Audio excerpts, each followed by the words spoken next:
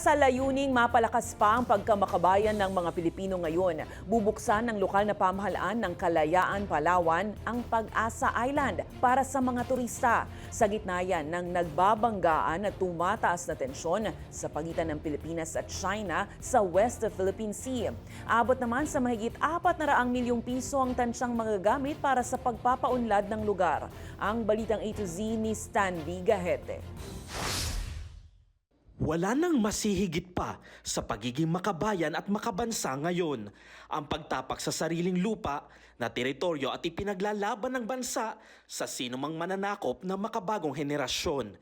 Kaya naman isinusulong ngayon ng lokal na pamahalaan ng Kalayaan sa Palawan ang tinaguriang Patriotic Tours o ang mga sibilyang paglalayag sa Kalayaan Island Group sa West Philippine Sea. Bahagi ito ng paglaban sa soberanya ng bansa sa naturang teritoryo sa gitna ng tensyon sa karagatan dahil sa pagigiit ng China sa 10-dash line na umaangkin sa buong South China Sea. Meron po tayong mga mamayan doon na nangangalaga sa ating teritoryo. Huwag po natin silang sukuan at kahit kailan po hindi tayo pasisiil sa kahit na anong hamon po sa atin ng makabagong mundo.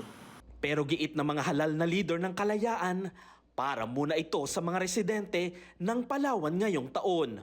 Kaiba sa turismo sa ibang bahagi ng bansa na kumpleto sa pasilidad, sesentro ang patriotic tourism sa buhay ng mga Pilipino roon. Patriotic tourism, nakafocus po siya primarily muna sa kwento ng isla.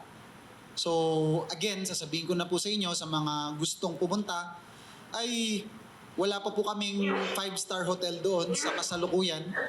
Wala pa po kaming swimming pool, pero we have vast West Philippine Sea, as clear as crystal. Kasing linaw na kung anong meron tayo at kung paninindigan natin. Isa sa gusto naming i-features doon, yung bahay kubo. Surprise yung magiging design nun, pero bahay kubo po. Yung mga magiging tuluyan ninyo, pwede nyo buhatin, ilibot nyo sa buong isla. Mangyayari yun. Bahagi rin sa pagpapaunlad ng turismo na malaman ng mga kwento ng mga sundalo at sibilyan na nagbabantay sa isla. Ngayong Martes, sabay sa selebrasyon ng Chinese New Year, ginawaran ng Akbayan Party List ng West Philippine Sea Heroes Award ang mga leader ng Kalayaan.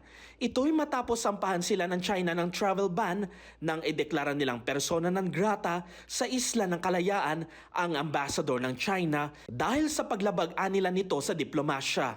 Kailan pa po sa inyo ipinagsisigawan ninyo sa kapitbahay ninyo na sa inyo yung bahay ninyo? Kahit magmukha po kaming tanga, paulit-ulit po namin isisigaw na atin ang Kalayaan Island Group, atin ang West Philippine Sea.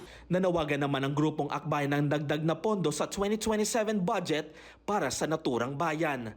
Maraming pangangailangan ang ating mga kababayan, ang mga residente, ang mga bayani ng Kalayaan Island Group. Kailangan nating palakasin at suportahan ang ating mga bayani. Kasi ang kalayaan dapat inaalagaan. Tinatayang aabot ng 462 milyong piso ang ipapanukala para sa pagpapaunlad ng komunidad. Kabilang na ang pagsasaayos sa mga kalsada, waste management, dormitoryo ng mga guro at health workers, operation center, pabahay, multipurpose building at maging ng minibus.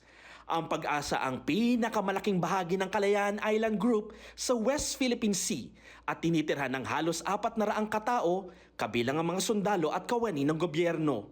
Matatandaang matagal nang iginigiit ng Pilipinas ang soberanya sa 12 nautical mile territorial sea nito. Gayunpaman, regular na namamataan ang mga barko ng China sa paligid ng isla na minsay pumapasok pa sa teritorial na karagatan ng Pilipinas. Pero giit nga ng kasundaluhan, hindi isusuko ang ipinaglalabang karagatan.